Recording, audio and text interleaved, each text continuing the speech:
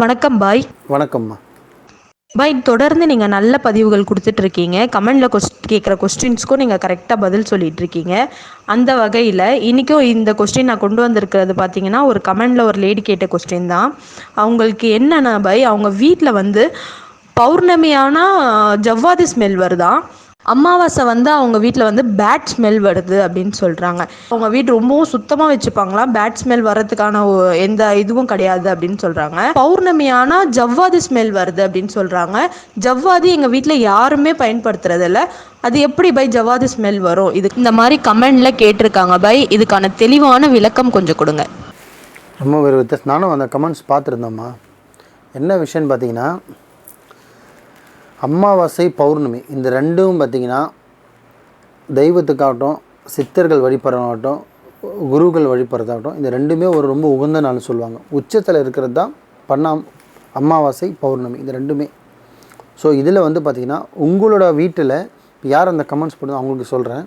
இப்போ ஸ்பெசிஃபிக்காகவே அவங்களுக்காகவே சொல்கிறேன், பொதுவாகவும் இருக்கும் அது. இப்போ அவங்க வீட்டில் வந்து பார்த்திங்கன்னா முன்னோர்கள் மூத்தவர்கள் எல்லாம் இருந்திருந்து அவங்க வந்து பார்த்திங்கன்னா உடல்நிலை சரியில்லாமல் இருந்து, எப்படி உடல்நிலை சரியில்லாமல் இருந்து இறந்து இருந்தால் படுத்த படுக்கையாக சொல்லுவாங்க. படுத்த இடத்துல யூரின் பாஸ் பண்ணிக்கிட்டு, படுத்த இடத்துல மோஷன் போய்கிட்டு எந்திரிச்சு போக முடியாத நிலைமையில் இருந்து மறைஞ்சி இருந்தாங்கன்னா, அவங்களோட நடமாட்டம் அந்த வீட்டில் அமாவாசை பௌர்ணமி அன்னைக்கு வந்ததுன்னா அந்த மாதிரி அந்த யூரின் ஸ்மெல்லு, பேட் ஸ்மெல்லு இந்த மாதிரி வர்றதுக்கு வாய்ப்புகள் உண்டு. இதுதான் உண்மை.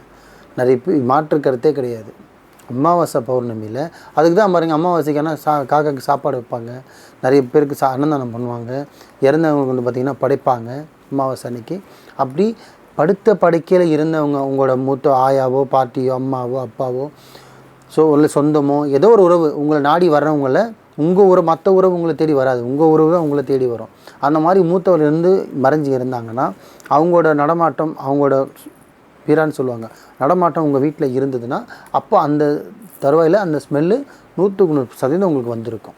இதுதான் உண்மை. இதே வந்து இந்த ஜவ்வாது வர்றது பார்த்திங்கன்னா ரொம்ப ஒரு வித்தியாசமான ஒரு கேள்வி. ஜவ்வாதுன்றது பார்த்திங்கன்னா ஒரு தெய்வத்தோட அது சொல்லுவாங்க, என்ன சொல்கிறது, குலதெய்வம்னு சொல்லுவாங்க. எனக்கு அது ஹிந்து சரியாக தெரியல, குலதெய்வம்னு சொல்லுவாங்க.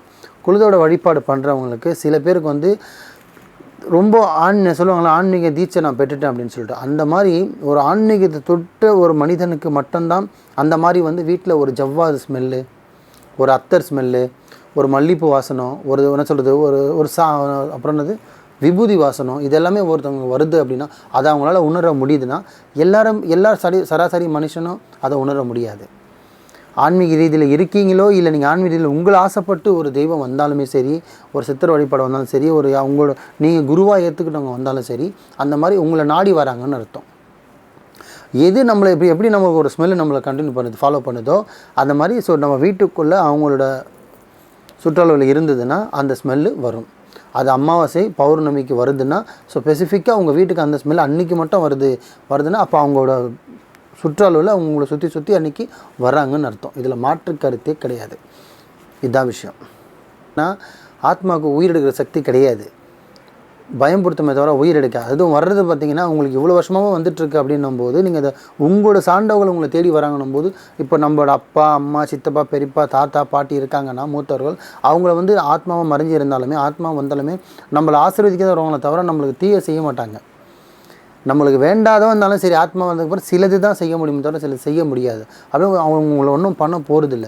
அப்படி உங்களுக்கு அதுலேயும் பயமாக இருக்குது, அது வரவே வேணாம் பை, தடுத்து விட்டுறலாம் பை, அதுக்கு எதனா கட்டு போட முடியும்னா கட்டு போடலாம்.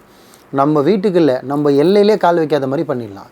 வீட்டிலேருந்து 5 கிலோமீட்டர் எல்லைன்னுவாங்க இல்லையா, அந்த எல்லையிலே ஒரு முக்கிலே வராத மாதிரி கூட நிப்பாட்டலாம்.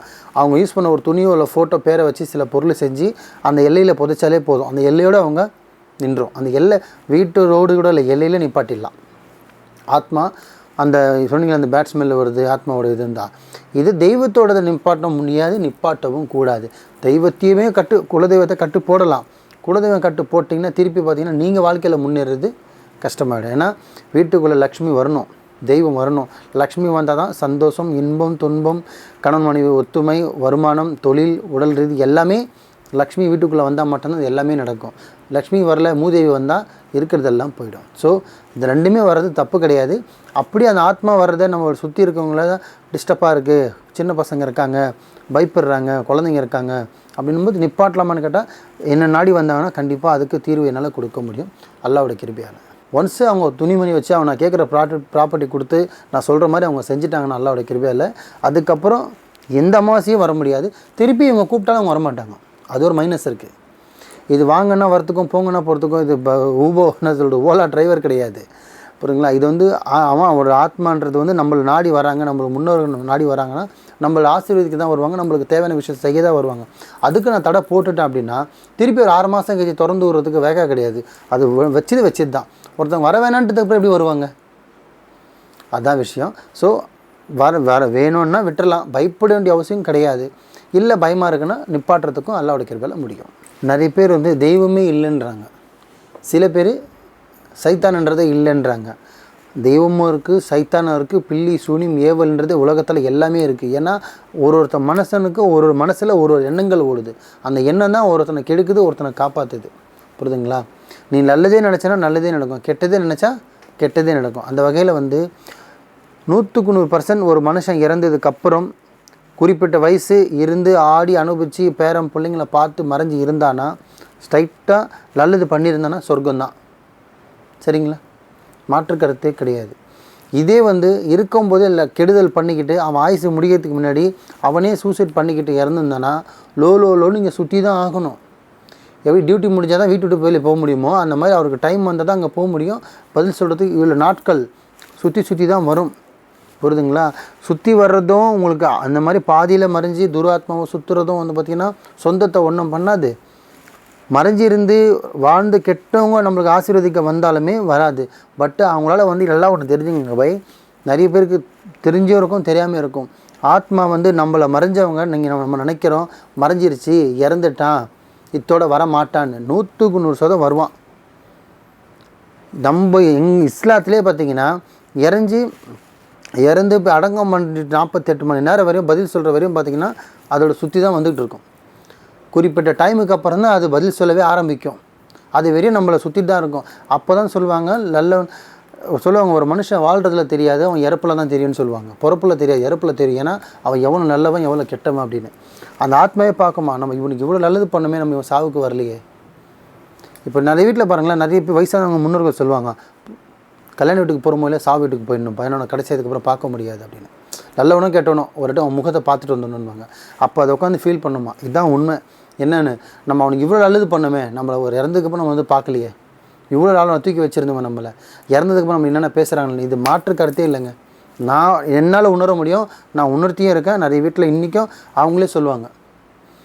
இது எப்படி நம்ம எப்படின்னு கேட்டிங்களாமா விஷயம், இருக்குன்னு நினச்சா இருக்குது, இல்லைன்னு நினச்சா இல்லை. ஆனால் அந்தந்த இடத்துல இருக்கிறவங்க அந்த வழி தெரியும்.